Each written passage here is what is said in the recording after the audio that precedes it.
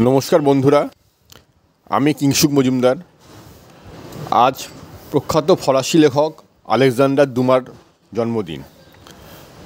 আমি আজ আপনাদের সামনে নিয়ে আসছি আলেকজান্ডার ডুমার লেখা বিখ্যাত উপন্যাস ব্ল্যাক টিউলিপের পাঠপ্রতিক্রিয়া। এই বইটি বাংলায় অনুবাদ করেছেন শ্রী সুধীন্দ্রনাথ রাহা। হল্যান্ড দেশের ডট শহরের প্রসিদ্ধ ধনী ব্যবসায়ী ভ্যান বেয়ারলির পুত্র কর্নওয়ালিস ভ্যান বেয়ারলি।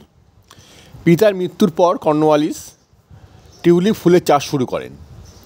বিভিন্ন বৈজ্ঞানিক পদ্ধতি অবলম্বন করে অত্যন্ত পরিশ্রম ও অধ্যবসায় দিয়ে কর্নওয়ালিস গড়ে তোলেন তার টিউলিপ বাগান।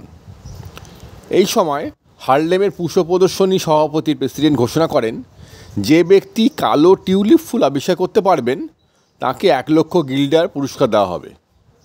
কর্নওয়ালিস শুরু করেন কালো টিউলিপ ফুল তৈরির চেষ্টা। বাদশাহ দেন প্রতিবেশী বক্সটেল।